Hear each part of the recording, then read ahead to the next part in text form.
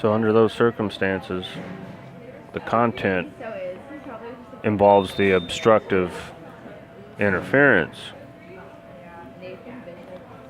of the process, and in a way that contradicts the lip service paid to the contrary. So the content or the social entities have been paying lip service to liberty, freedom, dignity, and all that, but they've been actively conducting a racket contrary to those principles, and wittingly, in a very organized fashion. The shenanigans children play in kindergarten have been basically weaponized and made to fit the form and function of normal social circumstances. But this far exceeds the capabilities of the agents involved, who 100 years ago would not have been capable of the art and science required for such perfidy. But that's been supplemented by the technological progress made in instant communication and also social programming through, let us just say, hypocritical snark, which is the standard of coolness. And apropos is a certain blithe moral indifference that yet demonstrates a facility at objectivizing itself. So it's almost like as if someone is saying, yeah, I did that. Yeah, I'm a psychopath. Yeah, I think I'll get away with it.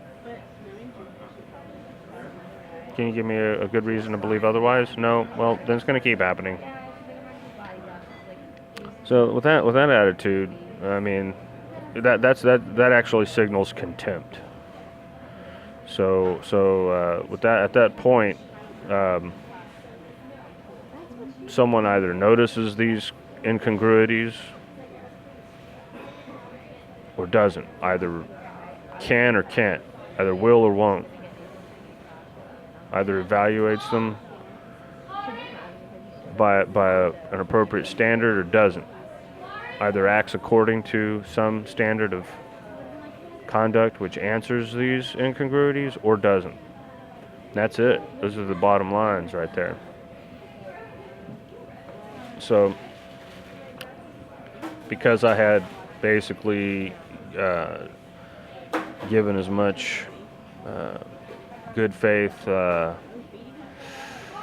us just say, I extended the leash as far as I could. Once they passed a certain red line, it started to come down to physical harm. People started getting their faces smashed, and I started trying to figure out, okay, how many times am I going to have to do this? And then how far am I going to have to go before I get some traction with this kind of person? Turns out this kind of person is everywhere, isn't properly informed of who they're dealing with, and is being weaponized like a tool, basically being thrown like fodder at this person. And it's to their own detriment as well as that person's, because it's way more fodder than there is what it's being thrown at. So, I mean, it's just a war of attrition at that rate, and even a victory would be Pyrrhic. So, it was necessary to analyze the. Let's just say we had to look at the battle space from a larger vantage, and what was found out was that covert civil warfare was being conducted, psychological operations integrated therein, and that technological aspects had exacerbated the ramifications of this very fact, which itself was astounding, but apparently was well documented and researched before I came onto the scene of examining the phenomenon on that level. The groundwork had already been laid. Now the people that they used to call fringe and are now advising presidents. So Just goes to show, dipshit status quo opinion is irrelevant. What matters is what the few can understand and what the few can evaluate and construct out of the data. And I'm one of the few. That's all there is to it. I've demonstrated that in every context in which I've operated, and I've done the same in this one as well. Most people who are victims of targeted covert civil warfare operations disintegrate under the pressure without even knowing what happened. Like people thrown in front of a bus without even being conscious. That's how corrosion, the East German Stasi methodology of neutralizing targeted citizens in the public, that's how it usually had its effective impact. People who became aware of it usually didn't have the wherewithal to do anything about it. So in the end, that just ended up resulting in compound trauma, because the person is now witness to their own torture without being able to do anything about it. I, on the other hand, understand how it works. I'm remarkably resilient to that kind of bullshit, and I know how to answer it back appropriately.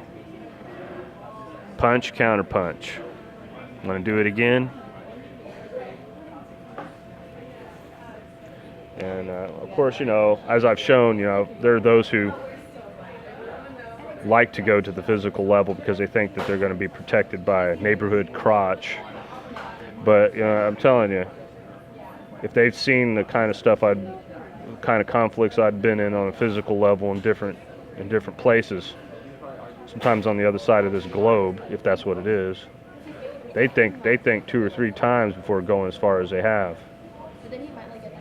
And those people knew how to fight. Okay, so it's a situation where, and you should see how they looked and how I looked after it was over. And I've been merciful, and people have provoked and have assaulted, but that's about to come to an end. You're going to cross one red line too far, too many times, and you're going to get what you deserve. Before it gets to that point, however, I'm going to try to get as much analysis out there to those who have the wherewithal to make use of it. And besides clearing up my name in advance, because I guarantee you if it comes to that point, it's because of one of these weaponized doofuses given some kind of incentive in that direction, or a disincentive in disobeying going in that direction. They're usually ignorant of what they're getting into, and they're usually not up to the task anyway. Those who are up to the task, they've got too much at stake, and they don't want to risk it. They're punks and cowards themselves. They like their cushy little position. They'd rather handle the fodder and throw the fodder at a person than actually get in there themselves. And of course, as to this kind of character, it's really piss poor kind of character. These are really low life people involved in this kinds of operations. That's why I call them neighborhood crotch. Now moving on to the other issue of how it's going to get resolved, the ramifications of it.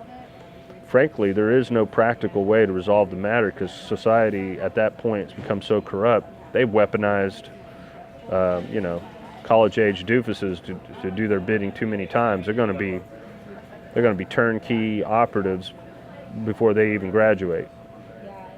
And in fact, I guarantee you that that's going to be the condition of their employment. You're not going to be employed unless you're going to be part of these kinds of expanded Stasi-style covert society programs. So those who don't get that picture end up, getting lower paying jobs or getting no jobs at all. Of course, Trump says he's going to try to turn that around, but he's not actively discussing these matters, probably because there's no practical way to actively discuss these matters in public. Especially not on his level or on a platform like that. That might actually lead to some serious problems. That's part of the problem. If it can't be discussed, it's just going to escalate or get worse or turn into or transform into something else that will also be difficult to contain or control or deal with. So it's like having a cancer you don't know about, can't detect, can't feel, There are no symptoms. But in fact, there are symptoms, but instead of the symptoms being addressed, they just get medicated so that nobody pays any attention or feels it. So in other words, people who are active in noticing and discussing these things just get targeted by the crap that is the problem. It's like a cancer that anesthetizes the host to its presence. Because the only people speaking up about it are usually the people that are targeted by it. Everybody else is looking the other way because they're a bunch of simple-minded cowards at best, going, that's weird. And then just playing right along without even knowing it into these kind of programs, because subconsciously what's weird is how it's hard to tell the difference between somebody being wittingly involved or just coincidentally involved. If that line gets too blurry, then there's a serious problem there too, because you can't tell the difference between somebody who's willingly and wittingly culpable and someone who isn't. So, but I mean that's kind of old hat though, because in the old days, basically, it was understood that there was an active evil in society and in the world, and that while it seems to operate on its own devices at random, there's actually an orchestrating intentionality behind it. That's the metaphysical aspect of it. And it manifests as the grand falloonery of evil, which I've already discussed various ways previously.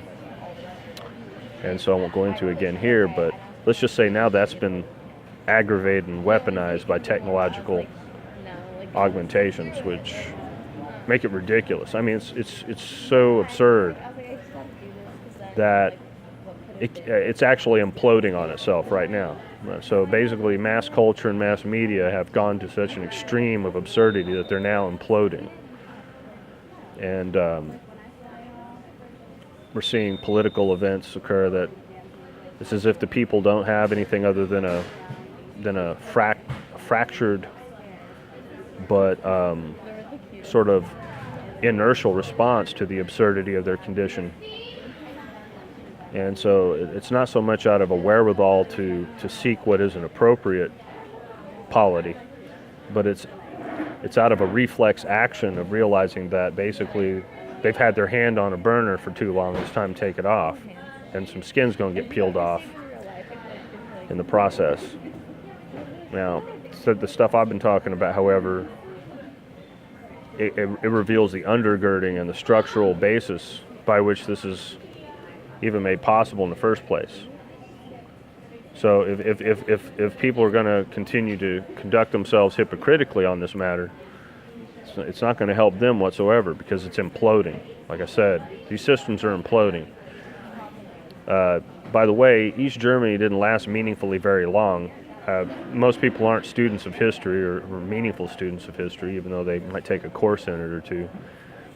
But you think about the time since World War II until the fall of the Berlin Wall. Not a long time. So about a generation and a half. Now, how long do they think this silly covert civil warfare Operation Northwoods / COINTELPRO crap's going to go on? Not much longer, I can tell you that. If it could, it would go on forever, of course. Just, like a Ted Bundy would go on forever if he could. Just raise the stakes and keep upgrading his basement with new technology. But, it's not going to go on for another 5 years even. So what's going to end up happening is there's going to be a massive psychosocial and psychospiritual fallout from this as people realize, oh, I've been a piece of shit for the last 10 years. And if Jesus' blood covers anybody, it sure the hell can't be me. And they're going to realize that. But I'll just say this, that whole doctrine is absurd to begin with. He even said himself he didn't come to save everybody, just his own. Guess who his own are? Not the Pharisees and not the people that cried out for Barabbas. Okay, and that's basically who these neighborhood crotch, covert, fifth column little,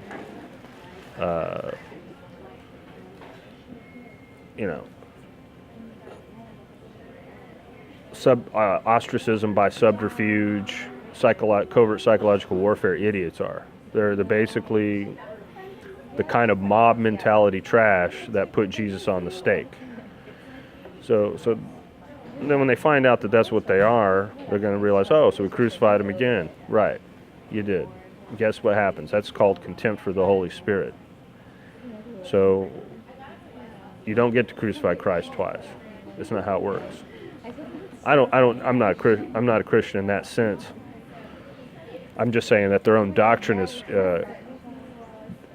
against them, who use this part of their body to express the identification with that doctrine, whereas every other part of their body is just basically nailing them to the cross on a daily basis. Some of them even wear it all around their neck. So, but given that, we've got about probably during the next 4 years, Trump, because he's going to find it disgusting to see the some of the insides of this beast that he's trying to get involved with managing, or in which he's trying to get involved in the alteration of its management.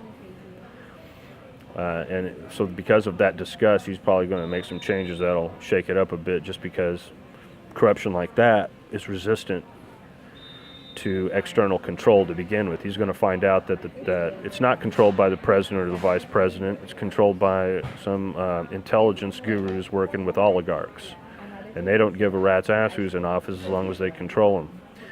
And then when he finds that out, and he's not one who likes to be controlled, he's going to have him a fight on his hands, and they're going to try to assassinate him like they did Kennedy.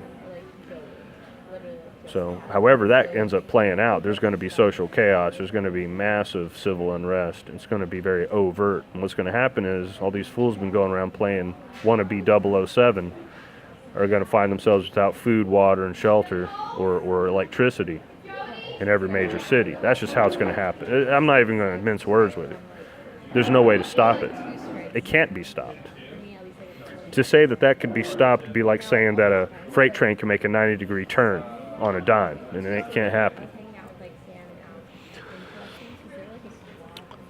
So yeah, all the tactics of covert civil warfare I've been talking about are actual extensions of the typical passive-aggressive conduct of people who are physically and morally without any courage or other virtuous attribute. And it's just the little games they play inside their gilded cage, which is built up around them anytime an urban infrastructure is used to support a tyrant, so that he can run people like an animal farm, which he has done in every single so-called civilized urban infrastructure or city-state since they've ever been formed. Exceptions only prove the rule, so it's not even worth going into. And they quickly decayed as well into the same barbarity. So given the circumstance of weaponized doofushood everywhere at this point, I mean, even an entire generation's been wiped out, wasted. And they actually giggle about their own being wasted. It's incredible. It's like that's cool. But of course, as some of them on the street demonstrate, once they hit the hard concrete of reality, that whole mood's going to change. And there ain't nothing their parents are going to be able to do to save them, because all that money is going to be gone because it's backed by nothing. It's just counterfeit fiat currency. The infrastructure is being intentionally sabotaged by the people who are supposed to maintain it, i.e., the power grid is about to collapse because they don't care and they want it to collapse. But they were hoping it would collapse in favor of their agendas, but that's going to get destabilized.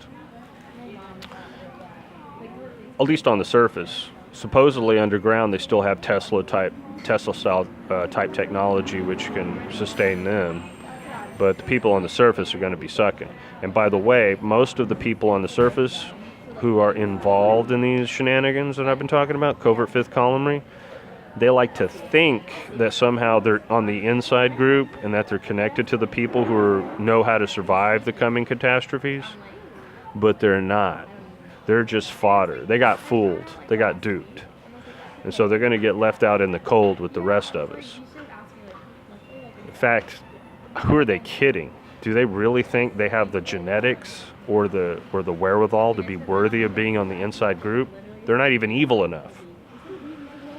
You have to like sacrifice babies in order to be able to get into that with your own bare hands.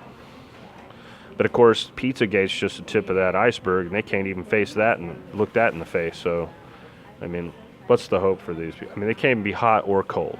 They're just some tainted, tepid. So the whole point of the discussion's been to point out that, look, there was a basis for all this analysis that occurred over a long period of time. First of all, there were causes to the effects that didn't just affect me but affected others, and then they, being of the disposition anyway to observe their world and try to understand it, naturally would seek the causes of these effects, would seek an explanation for them.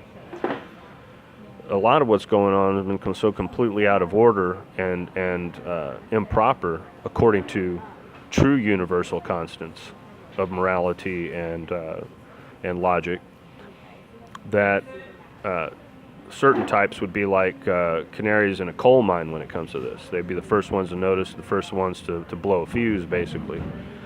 But it just proves the point that they're the exceptions which prove the rule, which is that this humanity, so-called humanity, this creature, is a clay being without a spiritual substance, without an inherent conscience, without an inherent cognitive plumb line directing it to the truth. And it doesn't have that capacity. It's a sort of animated mannequin or simulacrum. But that's been the doctrine of the Gnostic truth for long before I ever showed up on this scene in this physical form. I'm just recapitulating it. But I'm explaining how the modern phenomena of the world demonstrate that. This is no arbitrary mystical insight, although for those who lack it, it might seem to be. Of course, naturally. It'd be like trying to convince an oil painting that it's not the real thing. I mean, it's going to be oblivious to your argument. But in the circumstances, I've made the proofs, which, if one of these clay entities had the intellect, had the wherewithal, then I could actually, if like Socrates with the slave boy, if I could get their intellect to, stop giggling about its own doofushood for a minute and think about what I'm saying and compare it to the evidence, and then get it to think logically about it and sensibly, and then if I could have put it in an appropriate operant conditioning environment for say 5-10 years, and then through pain and pleasure treatments teach it right from wrong in some kind of practical way, like teach it to have empathy and understand quid pro quo and that sort of thing, then at the end of that I could also teach it to properly evaluate the consistent analysis that it's made of the world. And then at the end of that long, arduous process, I could program one of these entities to understand that I'm right, without torture and without coercion, but just simply redirecting the same matrix of conditioning that they're already in such a way that it's lined up with truth and with fact, and also justice, because to teach a human, a hylic human or a clay human without a divine soul right from wrong, all you got to do is consistently put it in a situation where it's punished for doing what's wrong and it's rewarded for doing what's right. Then it's like a train on tracks at that point. But the original real being doesn't need someone to put it on a set of tracks to make it go the right way. It's like a hovercraft by comparison. It goes over all terrain smoothly, without crashing into anything and without failing to get to its goal, its destination. So it's a dimensional difference. It's a complete difference in dimensionality. By the way, all my earliest videos from many years ago concerning dimensionality would be relevant now, but I haven't had time to update them. Why? Because I've had to deal with the content that I'm telling you about, the weaponized pseudo-human constructs. But as a metaphysical entity, that's almost secondary to the point now, because it's what they've been able to construct socially through, let's just say they've been convinced by weaponized propaganda and by their own delusions that there are certain acceptable forms of racketeering, and there are not actually acceptable forms of racketeering, which is why that hypothetical conditioning program that I mentioned earlier was just that. It wasn't something I thought would be an appropriate regimen to institute. That's what they think is appropriate to do to people who already know well for themselves what's right and wrong and true and false and don't need their instruction in the first place. But I'm saying that if that were done, I could program them using their own methodology to completely do a 180-degree turn and see it the way I do, or at least act as if they see it the way I do, so convincingly that you think they were literally of the same fold as myself. Of course, they cannot be, because the Gnosis is not activated by coercion or conditioning. It's activated by something opposite that. Opposite itself. In other words, it's not activated by being conducted. It's activated by being obstructed. When it's obstructed by lies, falsehoods, evils, wrongdoings, it's stimulated to react. And it doesn't react by forming a compromise, because if it does that, then it decays, it's destroyed. And the energy from that, of course, is drawn out and used by the system for its own pleasure. But how it properly reacts is to create a hostile back in all directions, as one Gnostic scholar has pointed out, and only allowing in or out what is absolutely appropriate to that spiritual energy that it has been activated. And that is the essence of spiritual sovereignty, which of course cannot be imitated, it cannot be duplicated. And although there have been pathetic attempts to do that in the last 8 years since I've been on the track of these mysteries consciously. I mean, they've been trying to throw these fake versions of me at me for like the last 8 years. Like, hey, I'm like you in XYZ ways. Like, yeah, but what about A through W? It's like a shoddy version of workmanship trying to pass itself off as a masterpiece to the master craftsman, and then has the gall to excuse itself for having flaws out the kazoo. No comparison. It's not even arrogance to say this. It's not even how I choose to view it. By the way, again, in the same vein, as I've just explained, this is brought upon. This is not something sought. What's sought are the same things that people claim they pay lip service to seeking, like wisdom, truth, justice, happiness, all that good stuff, peace, harmony, all that. They pay lip service to that. What ends up happening is it's found out that there's a systematic deception and impropriety involved in all that. And then that's found out the hard way usually, because usually there's a surplus of spiritual energy in a being who actually has spiritual energy and isn't a mere construct. And they're actually satisfied with their own inner interpretation of the outer events, which are usually set up kind of like window dressing enough anyway, so that they can kind of read what they want into it, and they become idealists, basically.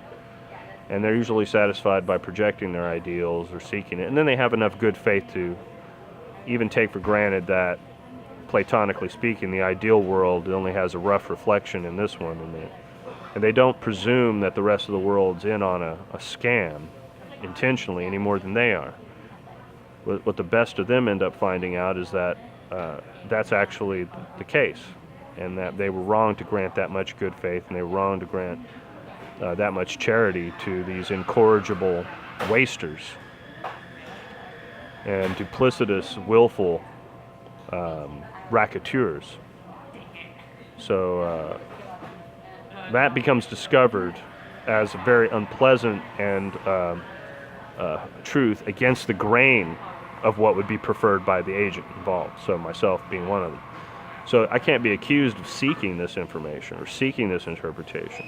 In fact, it was almost like I had to force it on myself and have it forced on me, at least as far as the overt psychological configuration is concerned. As to the inner occult spiritual intuition, which is immune to programming from the world, it can only be either destroyed or reinforced, but it cannot be it's immutable. It's not indestructible. It can be destroyed by compromising with its opposite. So given that situation, otherwise evil would have no way into the divine being, which is already demonstrated to be the case that it has found a way in, because divine beneficence does not automatically seek destruction about something concerning which it has no understanding, such as evil. It has to discover what evil is, manifestly the case, and then act accordingly. And this world, like many before, is about to find out what that means. And 2012, the movie, ain't got nothing on what's about to happen. The Apocalypse of St. John of Patmos has nothing on what's about to happen. Those are watered down versions. And by the way, the map isn't the territory, so what it's like to think about and talk about these things and consider them is one thing. What it's like to go through them and endure them is completely a different thing. And that's what's about to transpire. That's why it's important to get a grip on this one way or the other, because you're about to endure it. But when it comes to the covert fifth columnry, it's just the most exaggerated symptom of this evil reaching its maximum. If you want to be pragmatic about what it means to analyze such a decentralized, compartmentalized, and distributed and pervasive concept as a covert fifth column, just look at what the media has demonstrated itself to be, or the culture has demonstrated itself to be in certain sectors, or in what government agencies and some other types of bureaucracies have demonstrated themselves to be. Hotbeds of corruption and corrupt influence. It's just that simple. This cannot sustain itself. As David Icke rightly said, first of all, it's a lie. A lie is not self-sustaining. It depends on the gullibility of a doofus who will believe it. It needs a mark.